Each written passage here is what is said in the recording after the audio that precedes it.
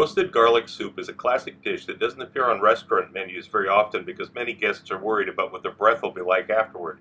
This isn't as much of a problem as most people imagine, though, because roasted garlic doesn't have the same pungency as fresh garlic. The method I'm showing you here is very unusual, with cabbage being converted into garlic-like background flavors. Believe it or not, you will not taste the cabbage in the final dish here. No one will ever imagine that most of the flavor is actually from enzymatically modified cabbage. Ingredients for this first part are quite simple. We've got 300 grams of potatoes, which I'm going to slice thinly in just a minute, 100 grams of cabbage. If you have volume 3 of my cookbook series, then use about 1.5 teaspoons of the Yucatan spice blend. It's not really a blend, it's more complicated than that, as you know if you have volume 3. If you don't, then grind up a bay leaf in a spice mill and just put in a ground bay leaf. It won't be as good, but it'll still work. It'll still be a great soup. And I've got 70 grams of garlic here, 60 of which are going to be used in the first phase, and then we'll save the last 10 for the end. So we've got to use a food processor on the cabbage and garlic and use that same trick that, again, I explained in volume 3 of the cookbook series, how we're going to use the garlic to enzymatically convert the cabbage into something else. Here we have the cabbage, which I coarsely chopped, and 60 grams of the garlic. And what you want to use for this is like a ceramic loaf pan, and we're going to begin by kind of dotting the bottom here with little pieces of butter. This not only helps it release later, but it adds a little bit extra flavor in the bottom. I sliced these potatoes on a mandolin with a 1.3 millimeter setting, so they're quite thin. They're not paper thin, but they're thin. So you want to get a layer down. It doesn't have to be exact.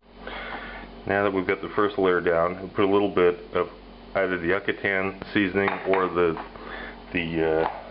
ground up bay leaf and some of this cabbage, and then another layer of potato, and then more of the seasoning mixture or bay leaf, about another third of the cabbage and garlic. The next layer, and I'm going to put the last of this down.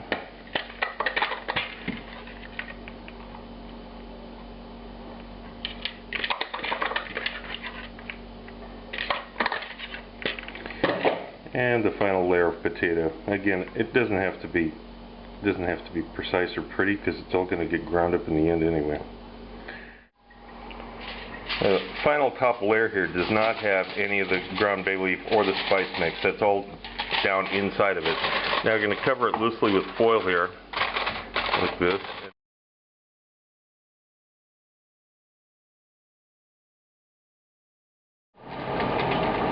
After 3 hours at 160, this is what you end up with. Now this is going to be scraped out into a blender. Just a second here. So in addition to the material that was braised in the oven, I'm going to add the rest of the garlic, which is just over 10 grams, and the chicken stock.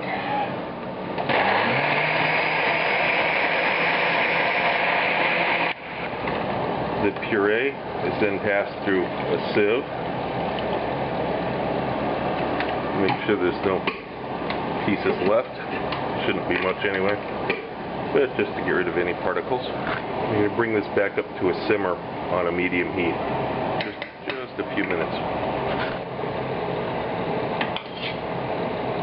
Ladle it into the bowl.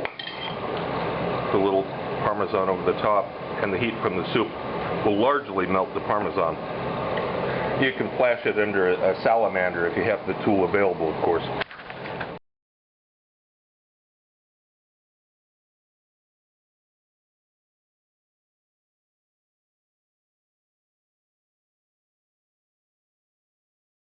I'm very pleased to announce the release of Volume 3, The Focus on Food Chemistry.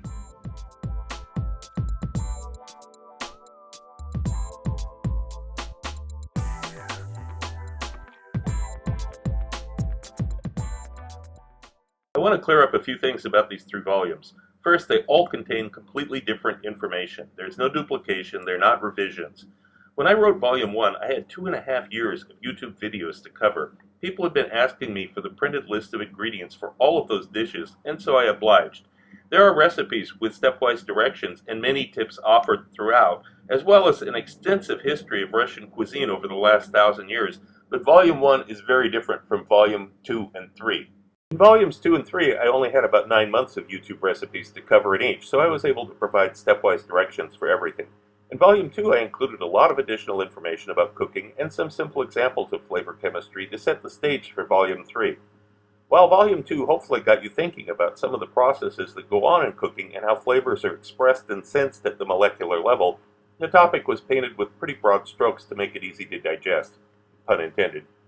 Volume 3 is a milestone of the series, in which I have included an entire introductory course in food chemistry, which is why Volume 3 is about 70 pages longer than Volume 2.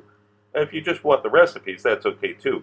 You don't have to read the first few chapters, but if you've ever been curious about what influences tastes and flavors and the rationale for deciding cooking times and temperatures and why things taste different when they're combined in different ways, this book will answer many of those questions.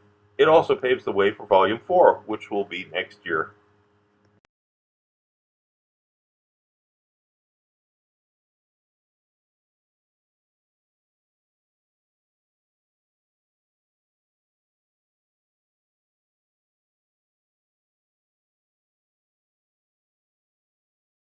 If you want to know more about my adventures as a chef around the world and have some great laughs along the way, be sure to check out the video tour of my book, 40 Years in One Night. It's up on YouTube right now. Click the link. Also look for my cocktail book, Cocktails of the South Pacific and Beyond, Advanced Mixology, available through Amazon online.